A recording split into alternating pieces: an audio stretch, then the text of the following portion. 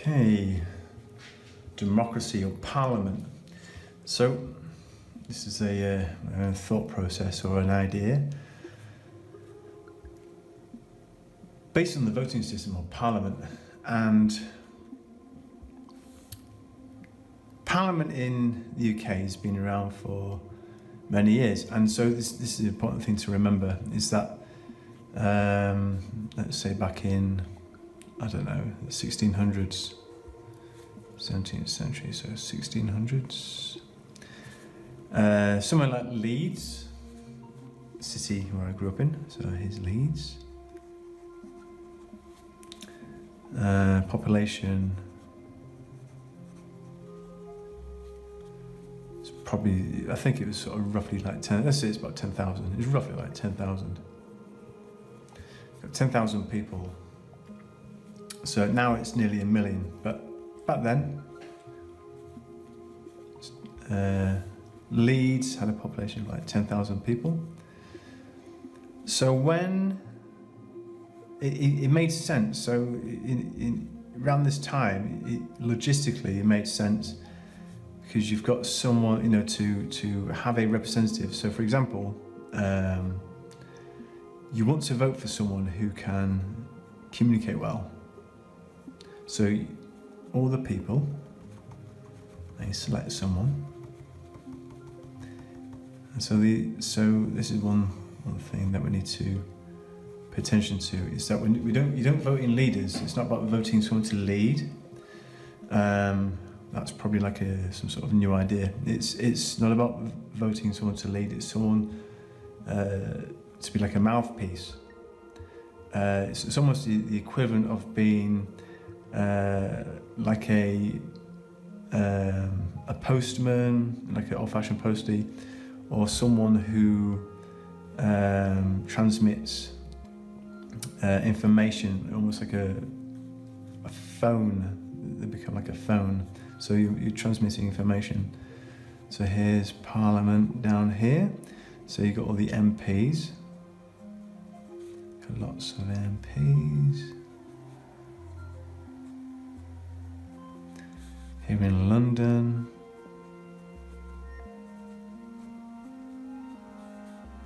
Lots and lots of MPs. And they're all from different parts of the country here in the UK.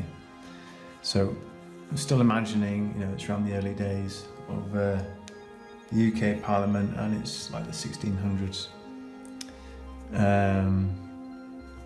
And so you select someone to speak on your behalf. Now remember,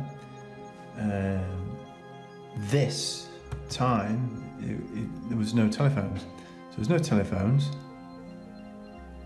Let's do a telephone, there we go. An old-fashioned telephone. So it's before the time of the telephone, so there's no telephones, there's no cars.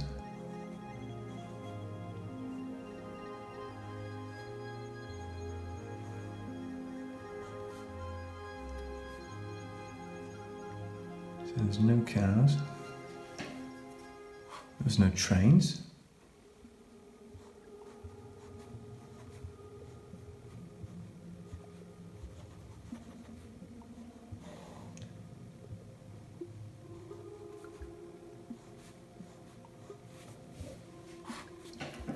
So no telephones, no cars, no trains, and no internet. Another old-fashioned looking sort of thing. And logistically it made sense that because how the person that you voted for reached Parliament would be horse and carriage. So let's draw an amazing picture of a horse. Like that.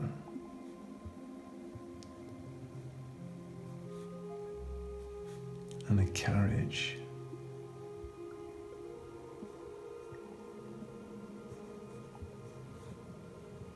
Some wheels. There's a guy here. The reins. And so the time it took for the MP that you selected to get to Parliament, it'd take probably like imagine, like Leeds, probably like, what, 2 days, 3 days? 2 or 3 days. So this is important to remember. This is before the internet, the phone, the car, the train, and it's around the time when the horse and carriage. The population was a damn sight smaller as well, and so you would select someone to speak on your behalf, and so you'd have all your, because this person here, they didn't have a like an electronic laptop or anything. He's got everything. He's carrying a rucksack of like notes and everything, and it's just full of paper. So it's just round with all different kinds of papers and what have you, and scrolls or God knows what else. And here's his rucksack, lovely. And so this person, I'm guessing they would stay in some sort of hotel or something down in London, and it'd be the same with everyone. So they'd all come from miles away. It'd take days, to get to London. And logistically, it would make sense that you select someone who's very good at, very articulate. So you express your needs. So we need whatever it is that we need. But also point out, these are the things that we actually have. So we have whatever it is that we have. It could be like, so some parts of the country that have like an abundance of like food. Another part, they've got coal. Another part, they've got copper. And so these are things that we have, but these are things that we need. And so this information goes into the person that you select, your member of parliament who you voted for. They go on this long journey, stay in London, and they communicate all together, and they discuss how things are to be distributed. I'm just guessing at the time, obviously, but logistically this would make sense. Now, think of this system as being like an old computer. So you've got Britain, another amazing drawing do here. Okay, so let's imagine this is Britain. What's that? Wales, there we go. So you've got somewhere, where's London? There, let's say it's there.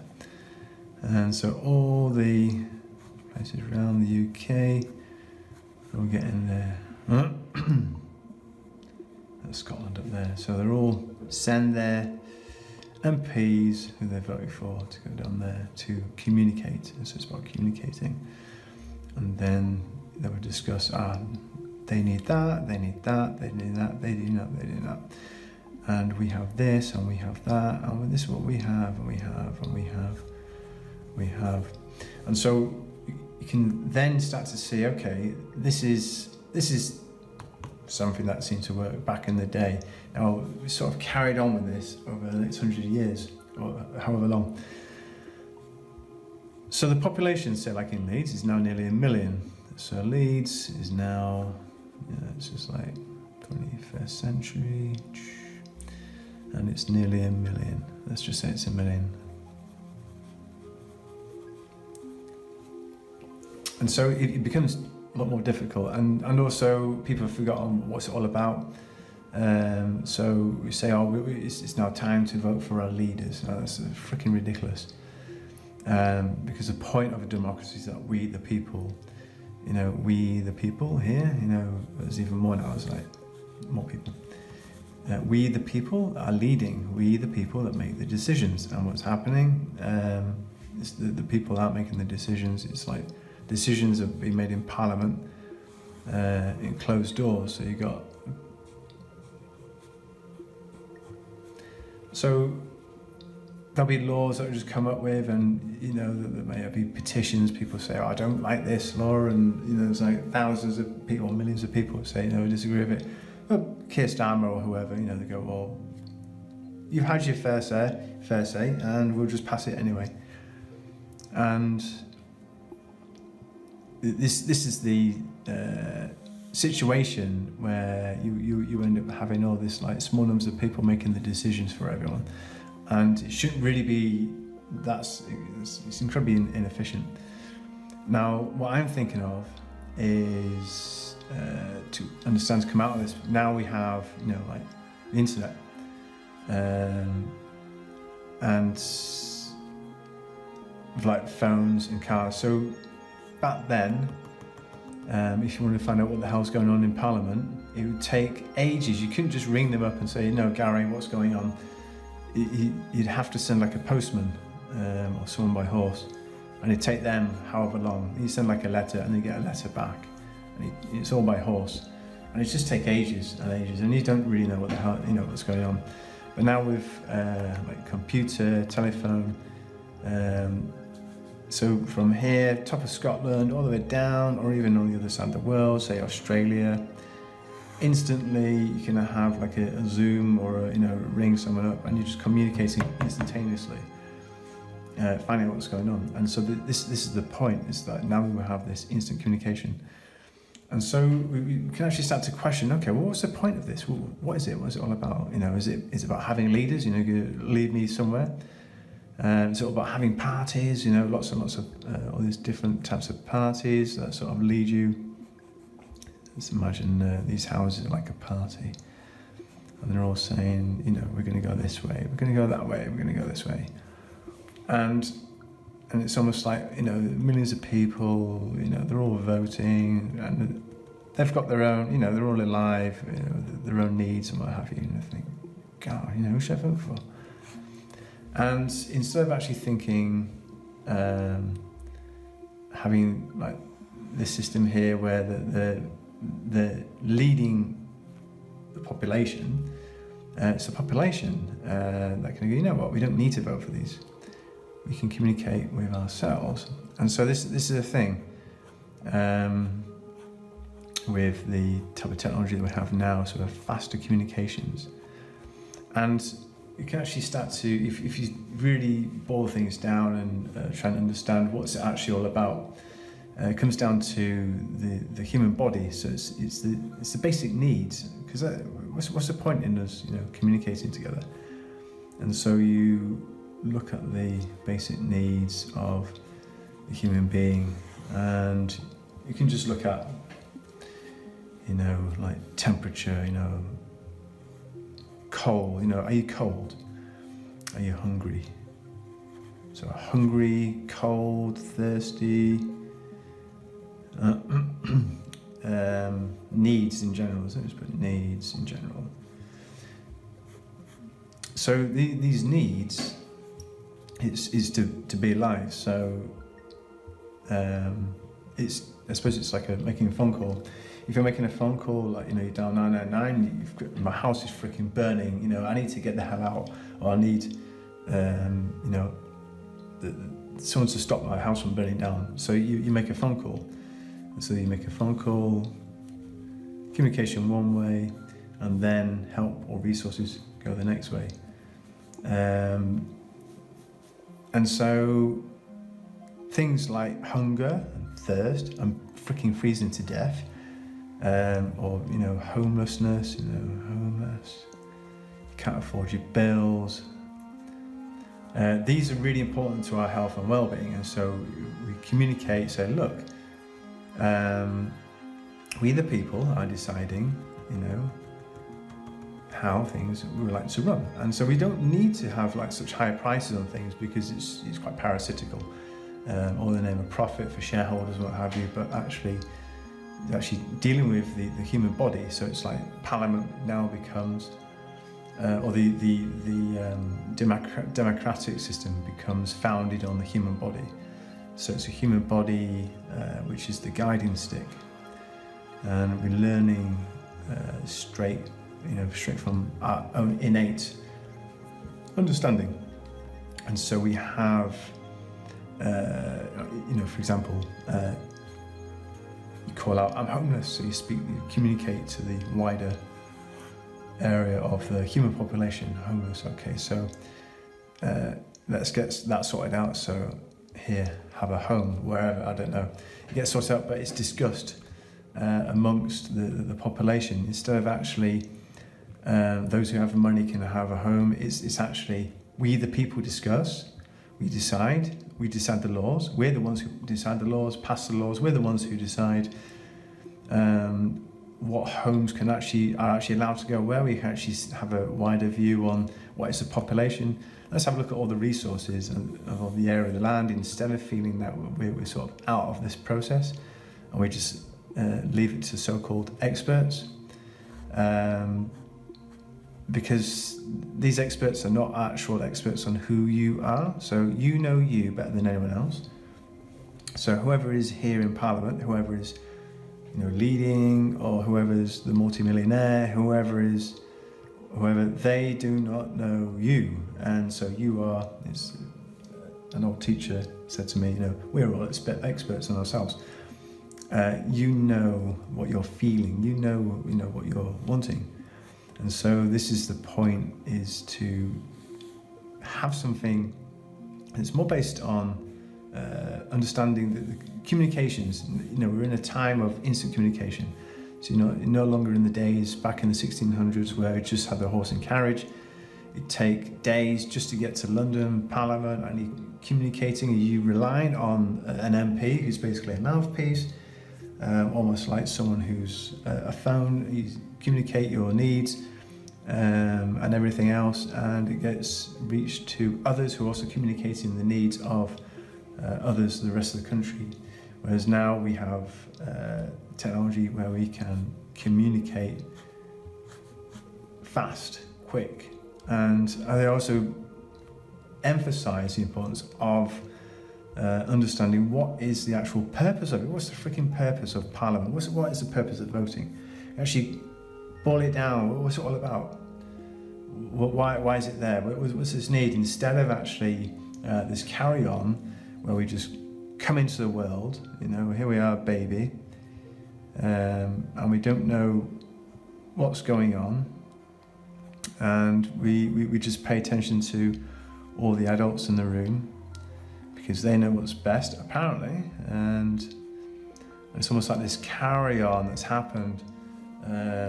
It's like a mother and father relationship that still carries on. So it's like government has taken on the role of mother and father as an authority, like the mother state, the father state. And we start to realise, hang on, it's just a state. It's just a bunch of people doing what people do. And so there's a lot of people in there that don't really know what's actually going on, but they're just carrying on with things because it seems better that way. And so through, through the imagination, children, they're very open-minded, and they can sort of imagine other ways of doing things. And so, why don't we do things this way? Let's try things that way. And when you have the older generation who are saying, no, that isn't how the world works, it's because they're stuck in their narrative. And eventually, as they get older, they'll, just die. And so that's it. That's the end of the older generation. Here lies such and such. But now the children become the adults.